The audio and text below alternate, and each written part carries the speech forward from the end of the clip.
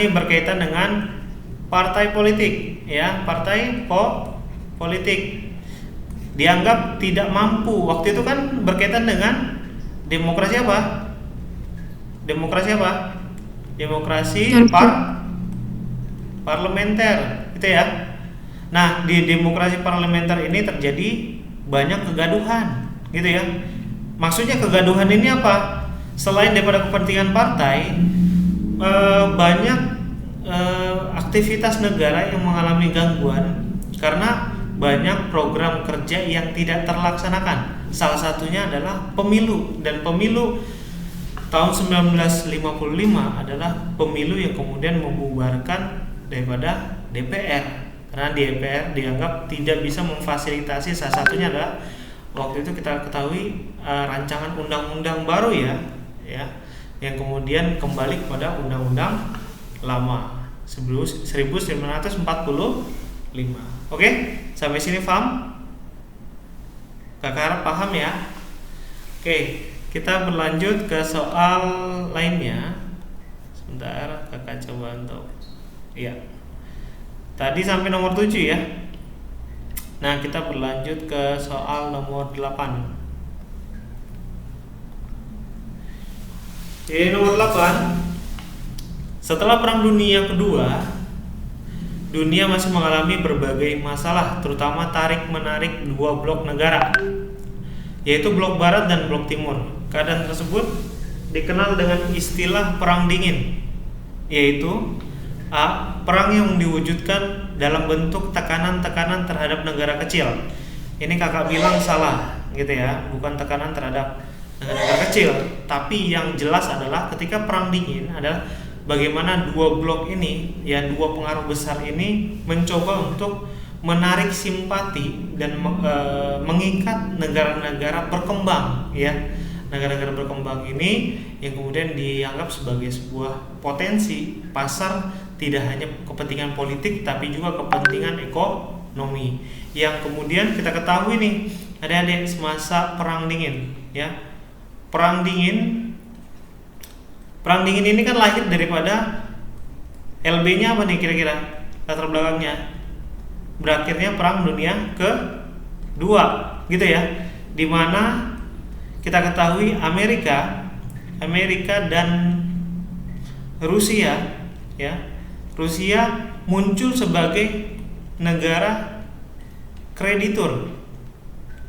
Apa nih maksudnya? Negara kreditur di sini mereka punya kekuasaan finansial, gitu ya, finansial dari hasil Perang Dunia Kedua semasa lampau, gitu ya.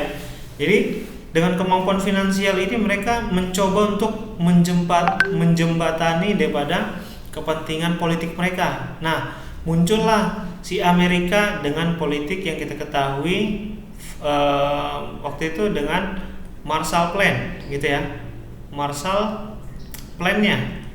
Nah, dibalas oleh Rusia dan kawan-kawan dengan Molotov, ya, Molotov Plan-nya. Nah, kedua-dua daripada kebijakan ini berdampak besar terhadap masyarakat dunia, karena imbas daripada Marshall Plan tidak hanya bisa mempengaruhi secara kemampuan finansial, tapi juga bagaimana pengaruh ideologi, supremasi hukum, dan juga kepentingan politik, bahkan konflik negara-negara tertentu dimobilisasi oleh kedua negara ini. Oke, paham sampai situ ya? Penjelasan kakak paham? Oke, kita lihat lagi poin yang B-nya. Perwujudan perbedaan ideologi. Kalau hanya sebatas ideologi, mungkin tidak sampai membuat, ya, banyak permasalahan. Kan kita ketahui Perang Dingin ini akhirnya berdampak bagi negara-negara berkembang, ya. Contohnya apa nih kira-kira Dedek? Dampak daripada Perang Dingin. Kita ketahui negara-negara yang terkonfrontasi akhirnya banyak mengalami perang saudara. Kita ketahui ada perang Vietnam, ya, Vietnam, ada Vietnam Utara, gitu ya, dan juga ada Vietnam Selatan. Kalau yang gerakan utara itu yang kita pahami sebagai komunis, gitu ya. Sementara yang selatan ini kalau kita pahami sebagai gerakan liberalis, gitu ya. Kemudian ada Cekoslovakia. Cekoslovakia ini sama seperti Vietnam. Kalau Vietnam Utara sebagai komunis, selatannya sebagai liberalis, Cekoslovakia kebagi menjadi dua, yakni Ceko dan Slovakia, gitu ya. Ceko lebih kepada front barat, gitu ya, dengan liberalisnya. Kemudian kalau Slovakia masuk ke komunisnya, ya, lebih tepatnya ke marxismenya sih, gitu. Dan perpecahan di berbagai belahan dunia lainnya. Oke, sampai sini kira-kira paham adik-adik? Jawabannya mana yang lebih tepat kira-kira? Jawaban yang lebih tepat mana kira-kira? Yang B. C. Ya, betul banget. Seperti penjelasan kakak tadi, ada berkaitan dengan konflik kepentingan, supremasi, dan juga ideologi. Nah, supremasi ini contohnya bagaimana Amerika dan juga Rusia memberikan kerjasama yang begitu alot menurut kakak ya. Alotnya itu kenapa? Karena mengekang negara-negara tertentu untuk tidak melakukan kebijakan secara mandiri. Misalnya gitu ya. Misalnya Rusia dengan negara-negara satelitnya seperti Hungaria gitu ya. Kemudian ada negara-negara Polandia, Jerman Timur dan lain sebagainya. Bagaimana Rusia ini mengekang dan mengintervensi pemerintahannya, gitu ya, seolah-olah negara-negara yang tergabung dalam blok tertentu nantinya akan seolah-olah mendapat bantuan, tapi nyatanya tidak mendapat bantuan sama sekali. Nah, ini kalau kita pahami ya. Oke, kemudian yang D, perlombaan senjata. Itu nggak tepat ya. Perlombaan senjata itu lebih kepada Perang Dunia Pertama, ya. Kemudian yang E, pertentangan antara blok barat dan blok timur memperebutkan daerah perdagangan. Ini juga belum tepat. Oke, kita berlanjut ke nomor berikutnya ya. Nomor berikutnya adalah nomor berapa, Dede? Nomor berapa kira-kira? Nomor 9 ya. Nah, di sini di nomor 9 berkaitan dengan masyarakat prasejarah. Oke, bunyinya. Masyarakat prasejarah sangat menghormati leluhurnya. Oleh karena itu, setelah meninggal dunia, dibuatkan tiang batu untuk pemujaan yang dikenal dengan nama apa, dari kira-kira? Ini gampang banget ini mah. Menhir, Kak. Menhir. Benar, menhir. Benar, menhir. Benar ya?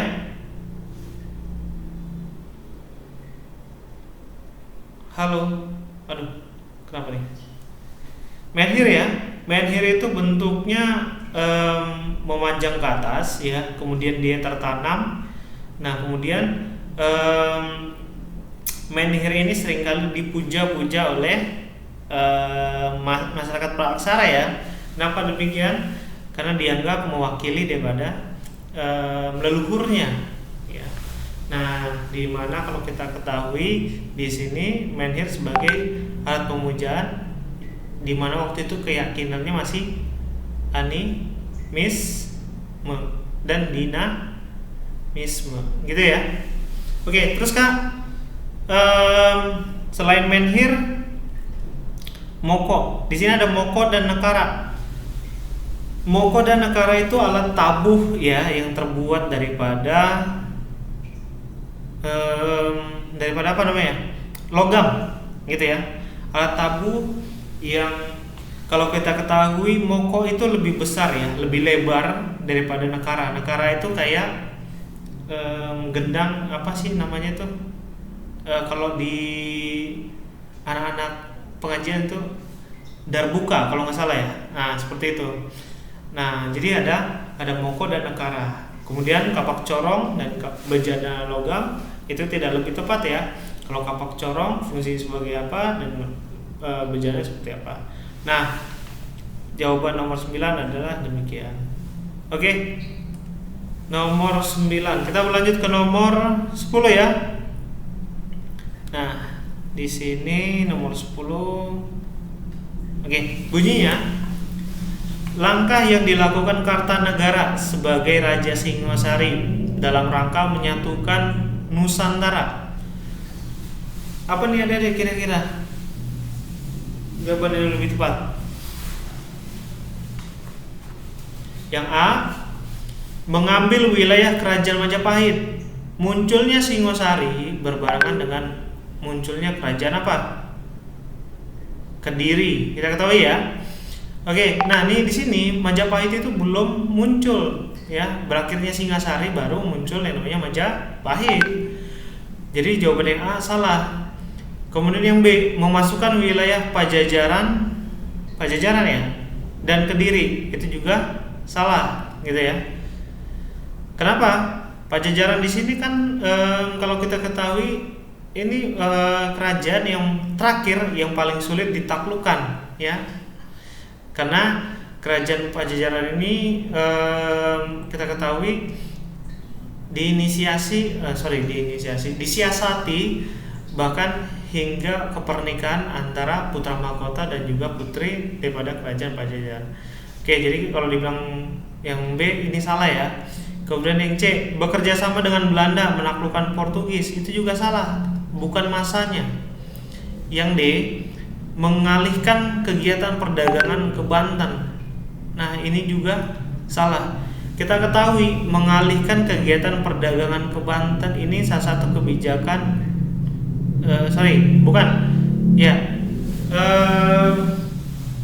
semasa Malaka dijatuhkan oleh Portugis ya. Kalau mengalihkan kegiatan perdagangan, lebih tepatnya pelayaran ke Banten ya, di mana Banten waktu itu menghasilkan lada hitam. Nah, jadi jawaban tepat adalah yang berkaitan dengan ekspedisi Pamalayu. Nah, buat adik-adik, ekspedisi Pamalayu pasti kalian udah tahu ya. Ekspedisi Pamalayu di sini kita ketahui berkaitan mulanya ya. Kalau kita bilang mulanya itu buah kerjasama ya. Jadi hubungan yang harmonis antara Raja Singosari dengan raja yang namanya Damas Raya gitu ya. Nah, kalau Singosari itu di Jawa Timur ya, sementara Damas Raya ini di Sumatera Barat gitu ya. Nah, berawal kerjasama tersebut baik, namun raja daripada Damas Raya ini melakukan penolakan gitu ya, penolakan yang kemudian Raja Singasari memberikan imbas penolakan itu dengan mengirimkan 4.000 pasukan gitu ya, 4.000 tentaranya yang dikirimkan ke sana untuk melakukan ekspedisi Pamalayu. Jadi ekspedisi Pamalayu yang berawal positif menjadi negatif gitu ya. Dan hal tersebut merupakan satu sejarah yang kita ketahui penaklukan wilayah Sumatera. Itu ya Dede ya. Oke, kita lanjut ke nomor 11. Nomor 11 bunyinya seni logam hias India yang mempengaruhi seni bangunan punden berundak bangsa Indonesia dapat dilihat pada. Adik-adik mungkin tahu punden berundak itu apa artinya? Ada yang tahu artinya punden berundak? Pasti tahu ya. Punden berundak itu kan bangunan besar, kita pahami ya. Jadi punden berundak itu salah satunya, contohnya apa? Kalau di Mesir itu kita ketahui sebagai piramida yang Mesir ya. Kemudian ada yang di Aztec juga ya, piramida Aztec. Ini tadi Mesir ya. Kemudian bangunan lainnya, salah satunya adalah candi gitu ya. Candi adalah bangunan punden berundak. Nah, kita ketahui punden berundak ini kalau di zaman praaksara ya, sebelum kehadirannya tulisan, sebagai hasil kebudayaan daripada megalitikum atau batu besar. Oke, nah di sini kalau kita ketahui punden berundak ini salah satunya adalah candi, berarti ada dua kemungkinan nih antara candi Prambanan dan candi Borobudur, gitu ya.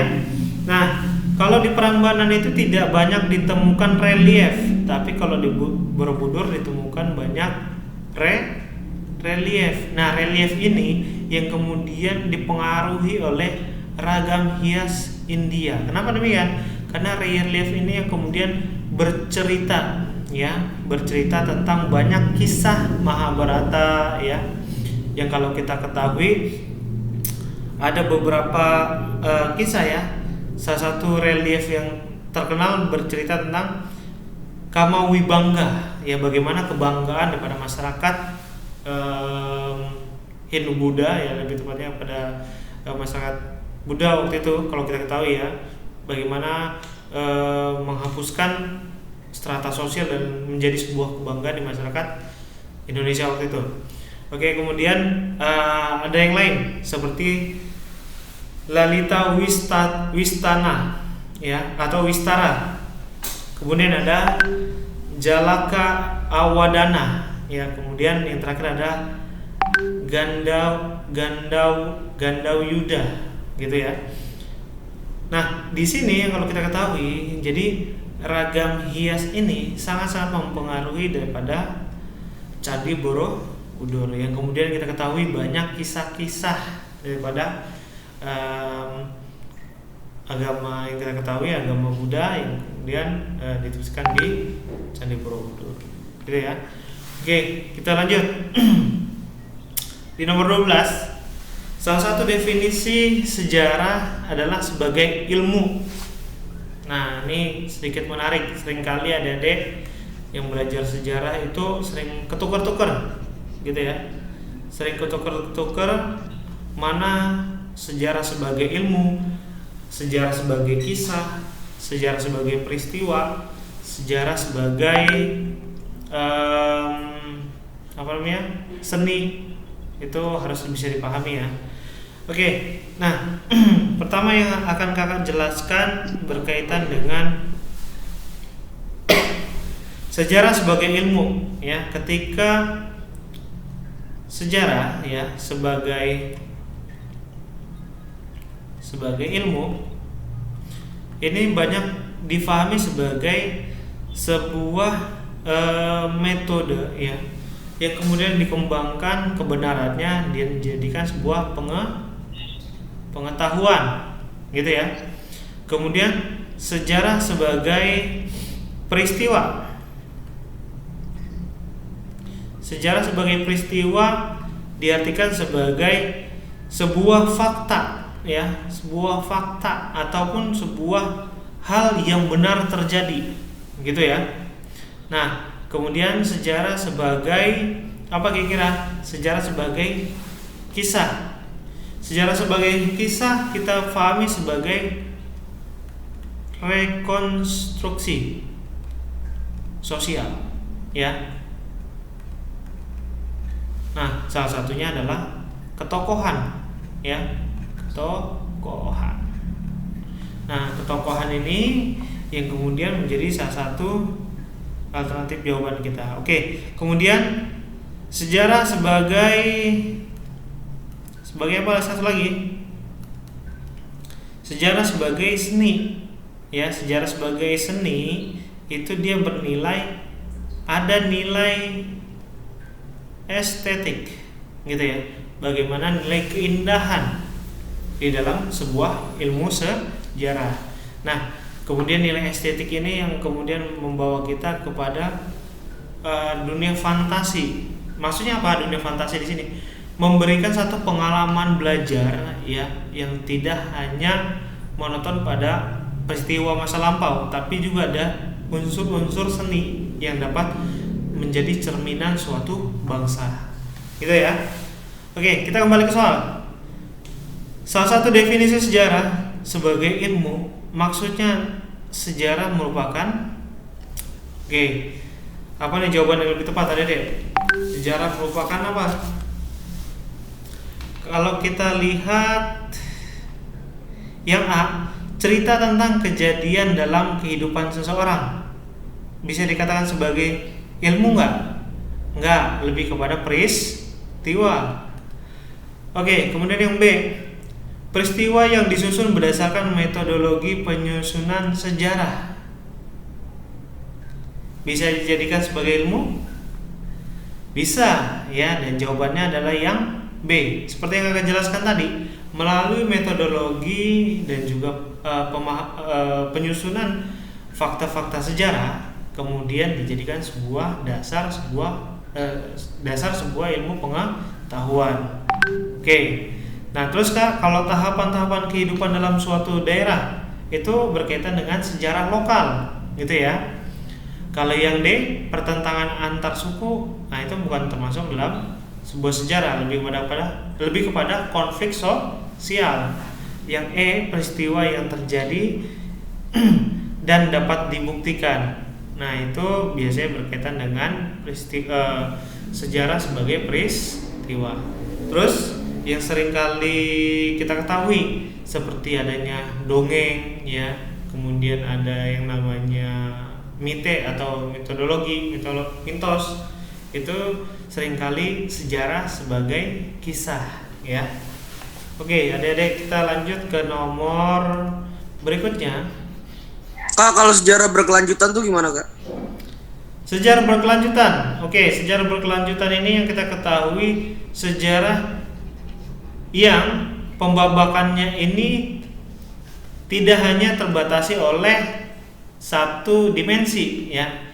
Tidak terfokuskan kepada satu masa, gitu ya. Kalau kita ketahui ada apa aja sih? Prasejarah, kemudian masa tradisional, kemudian sampai sekarang kita ketahui sebagai modern. Nah, kalau dibilang berkesinambungan itu lebih kepada keberlanjutan pada suatu sejarah. Nah, di Indonesia itu sejarahnya bisa diidentifikasi nggak sebagai sebuah sejarah yang berkelanjutan? Bisa, karena kita ketahui di Indonesia ini merupakan salah satu negara ataupun wilayah yang punya banyak fakta sejarah. Yang menjadi berbeda dengan pandangan Eropa adalah ketidakadaan sumber yang valid. Ya, seringkali sejarah lokal kita mengedepankan sumber lisan, sementara yang dibutuhkan oleh masyarakat dunia yang bersifat saintis, yang bersifat dapat ditemukan kebenarannya adalah data faktual seperti adanya dokumentasi, yakni sumber sejarah tulisan, ya. Kalau lisan itu hanya berdasarkan cerita rakyat, gitu ya. Tapi kalau misalnya tulisan ditemukan berbagai manuskrip seperti yang ada di Asia Tengah, ya, Asia Tengah ataupun di India, bagaimana ada epos Mahabharata. Nah, ini kemudian diangkat sebagai sebuah sejarah berkelanjutan. Nah, Indonesia bisa dikatakan sebagai sejarah berkelanjutan dan yang terbatas hanya sumber sejarahnya saja. Oke? Paham ya, Dede ya? Kita lanjut ke nomor 13. Sebelumnya kakak geser dulu ya.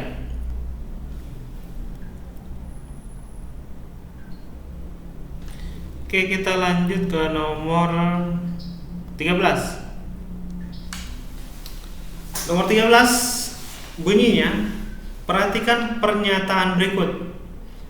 Poin pertama, masyarakat sebagai sebuah kerajaan. Kedua, nomaden. Yang ketiga, meningkatkan alat yang sudah halus.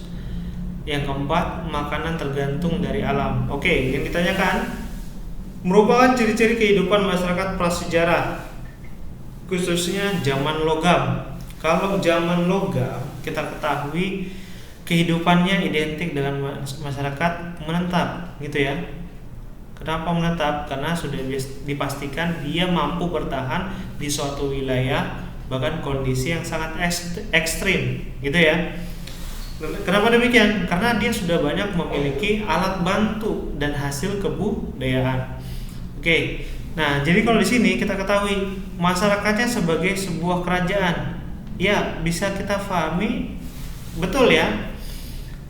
Kenapa demikian? Ya, bentuk daripada kerajaan ini bagaimana sekelompok masyarakat besar ataupun sekelompok masyarakat sudah memiliki struktur sosial. Ada ketuanya atau kepala desanya dan lain sebagainya, dan ini dianggap sebagai cikal bakal daripada sebuah kerajaan, gitu ya. Nah, kemudian kalau nomaden ini kan dia berpindah-pindah. Kenapa masyarakat prasejarah ini melakukan pindah-pindah? Karena dia belum bisa banyak melakukan upaya pemenuhan kebutuhan. Jadi berpindahnya suatu masyarakat karena kita ketahui tidak lagi ditemukan sumber-sumber yang didapati sebagai sumber kebutuhan. Kemudian masyarakat logam, karena dia sudah menetap, sudah membekali diri dengan kemampuan tradisional, dia tidak lagi berpindah-pindah, ya.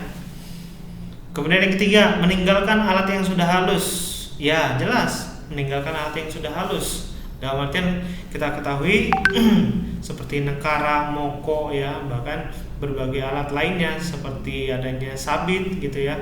Ini merupakan bagian daripada hasil kebudayaan logam. Oke, kemudian makan tergantung dari alam. Ini sama seperti nomaden tadi yang kakak jelaskan. Jadi poin yang benar adalah poin 1 dan 3. Jawaban yang benar adalah untuk nomor 13. Jawaban yang B, 1 dan 3. Oke. Kita berlanjut ke nomor 14 ya. Kak, tadi meninggalkan alat yang sudah halus gimana Kak maksudnya? Yang sudah halus itu maksudnya apa sih? Gimana?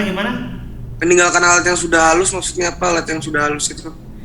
Alat yang sudah halus itu alat yang sudah mengalami proses pembaharuan. Jadi kalau misalnya kita ketahui kan zaman praksara itu kan kebagi menjadi 4 bagian ya. 4 bagian di zaman batu, terus juga 2 bagian di zaman logam, gitu ya. Nah, dimaksudkan sebagai meninggalkan alat yang sudah halus, dia sudah mengalami penyempurnaan yang sebelumnya menggunakan alat bebatuan dan tulang belulang, tapi ketika zaman logam dia sudah menggunakan perunggu, dan perunggu tersebut sudah dibentuk, gitu ya, sudah dibentuk dan tidak lagi menyisakan ataupun tidak ditemukan alat-alat yang sederhana, tapi jauh lebih kompleks penggunaannya. Tidak hanya sebagai alat untuk bertahan hidup, tapi juga sudah berkaitan dengan ritual-ritual keagamaan. Makanya tadi kakak bilang ada nekara, ada moko, ada sabit dan lain sebagainya. Nah, nekara dan moko identik dengan hasil kebudayaan perunggu, sementara seperti sabit ataupun cerulit yang kita ketahui sebagai hasil kebudayaan daripada logam besi, gitu. Oke, paham ya? Ada lagi yang mau ditanyakan? Oke, kita lihat lagi ya nomor 14. Perhatikan pernyataan berikut. Salat berjamaah, masjid dengan atap bertumpang, upacara potong hewan kurban, gerebek maulud. Nah, yang ditanyakan merupakan hasil akulturasi dari budaya Hindu-Buddha dengan Islam. Oke, sebelumnya kita ke pengertian akulturasi. Akulturasi. Apa bedanya akulturasi dengan asimilasi? Ayo, adik-adik, belajar di sosiologi kan? Kalau akulturasi kakak rumuskan sebagai gini, A tambah B sama ya, A tambah B. Nah, kalau akulturasi itu AB ya. Kalau yang asimilasi itu yang C. Kalau A kita identifikasi sebagai masyarakat asli ya. Yang B ini sebagai masyarakat pendatang atau ya pendatang kita bilang ya. Nah, jadi kalau akulturasi A tambah B sama dengan AB, dia kita bilang sebagai sebuah proses pembauran atau baur, gitu ya. Nah, kalau yang C, dia muncul kebudayaan baru. Yang satu baur, yang satu baru. Nah, kalau baur dia tidak meninggalkan kebudayaan lamanya. Gitu ya. Itu yang dimaksud dengan akulturasi. Sementara asimilasi dia meninggalkan kebudayaan lamanya ya dan menyisipkan kebudayaan lamanya ke dalam kebudayaan barunya. Seperti itu ya. Paham ya, Adik? Nah, di sini akulturasi antara Hindu Buddha gitu ya. Hindu Buddha kan seringkali yang dicontohkan itu misalnya adanya beduk ya. Beduk itu kan salah satu alat ritual yang digunakan zaman Hindu Buddha untuk memanggil pengikutnya untuk bisa berbondong-bondong datang ke satu tempat peribadatan seperti vihara ataupun yang Hindu kakak lupa. Nah, jadi beduk ini sebagai cerminan lain daripada Hindu, Buddha dan Islam. Nah, di sini yang ditanyakan akulturasi diantaranya dengan Islam. Nah, kalau grebek maulud kira-kira termasuk nggak? Termasuk, ya kan? Grebek maulud itu kan berkaitan dengan maulid Nabi. Grebeknya ini kan berkaitan dengan ritual bagaimana memberikan seserahan dan lain sebagainya. Nah, seserahan itu kan identik dengan Hindu Buddha, betul nggak? Nah, jadi ini termasuk ke dalam akulturasi kebudayaan antara Hindu Buddha dan Islam, gitu ya. Terus upacara potong hewan kurban, ini real Islam kita bilang ya, berarti bukan akulturasi. Masjid dengan atap bertumpang, ini kalau kalian lihat masjid-masjid di Jawa kan ada beberapa diantaranya yang masih pakai atapnya tumpang gitu ya. Pernah kan lihat atapnya tumpang yang kayak gedung sate di Bandung gitu?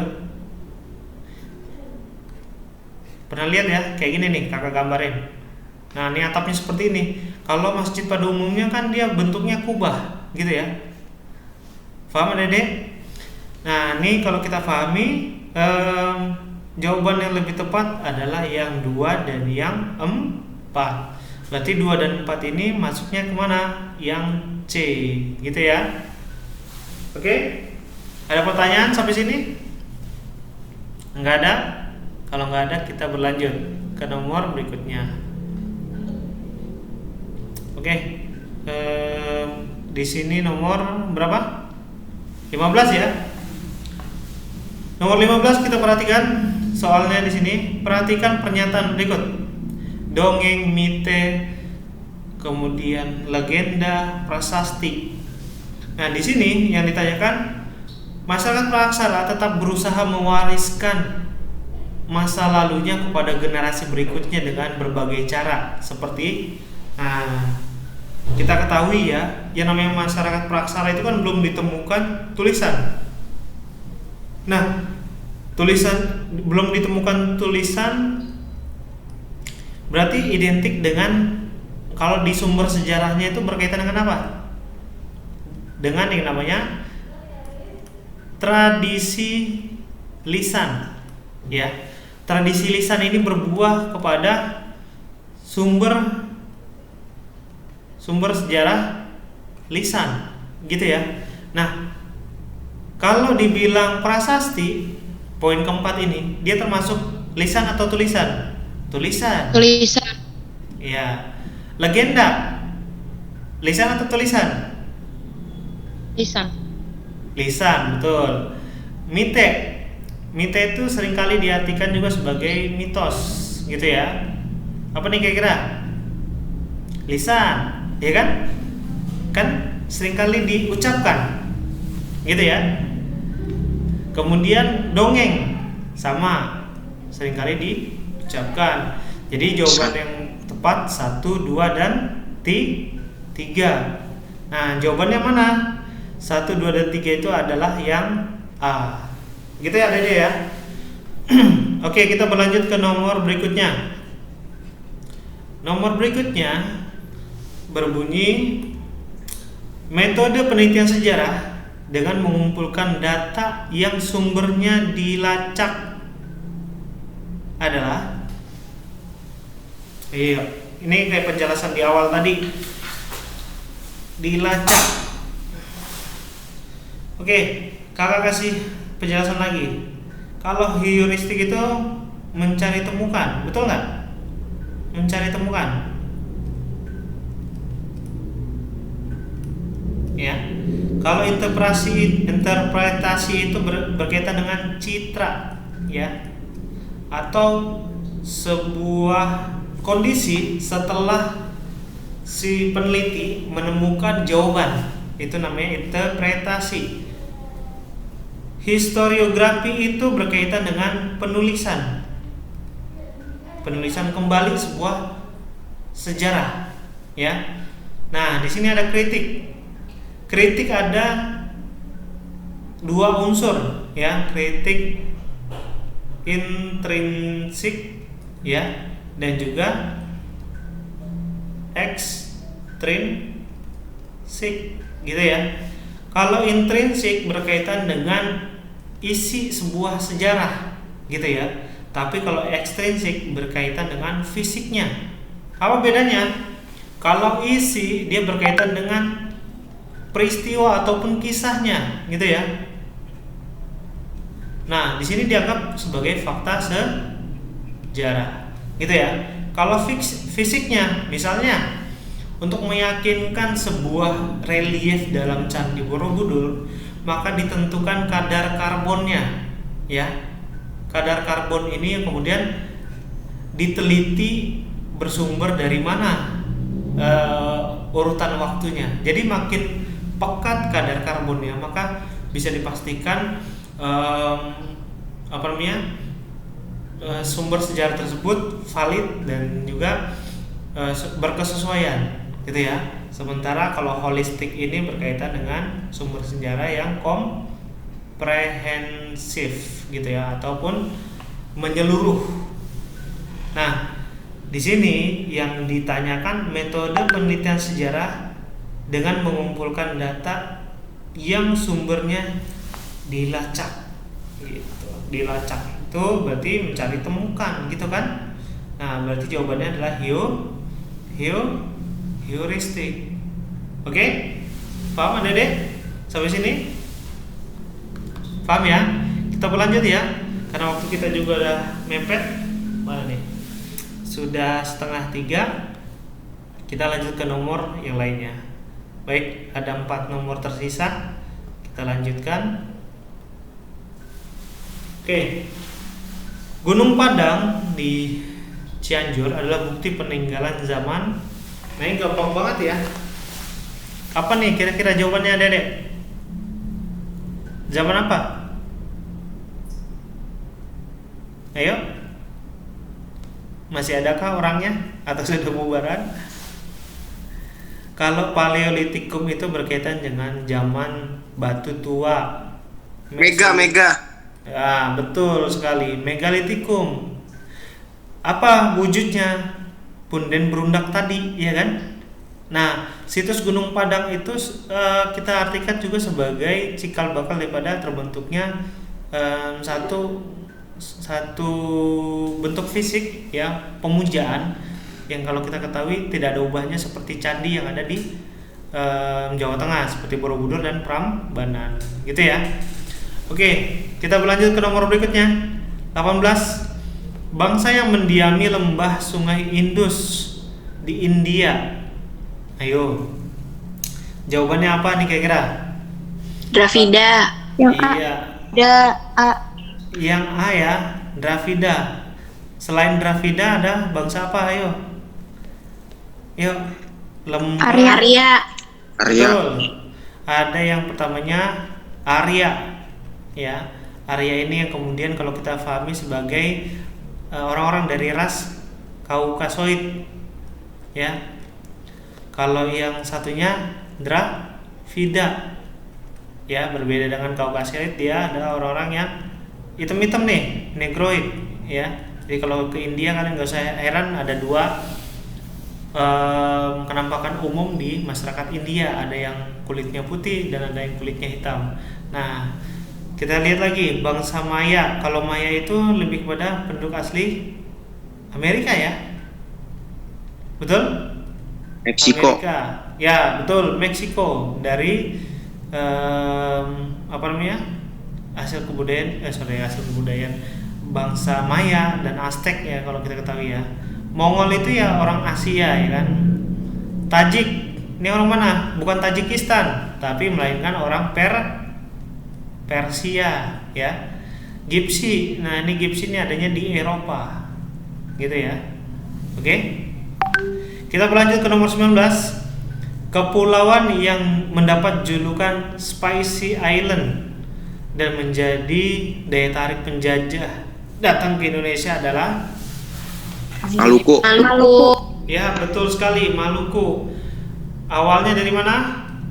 Ternate dan juga Tidore. Gitu ya. Oke, dan yang terakhir nomor 20.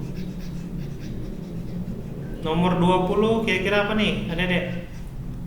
Kakak baca dulu ya. Kewajiban VOC yang harus dipenuhi terhadap pemerintah Belanda adalah kewajiban VOC yang harus dipenuhi terhadap Belanda. Nih, D. jelasin. Apa? D, Kak. D. Ya. Waktu perang harus membantu pemerintah Belanda dengan uang dan angkatan perang. Maka waktu itu VOC diberikan hak apa? Hak oktroy, itu ya. Paham? Hak oktroy ini kemudian dia bisa menerbitkan uang, gitu ya. Bisa juga membentuk angkatan bersenjata, gitu ya. Nah, jadi jawaban nomor 20 adalah yang D, memberikan uang dan juga angkatan perang. Nah, di sisi lain, VOC ini harus bisa bertanggung jawab kepada DPR-nya Belanda, ya. DPR-nya Belanda seringkali disebut sebagai Staten General atau perwakilan umum, gitu ya. Sampai sini ada yang mau ditanyakan, Adek? Ada yang mau ditanyakan kira-kira?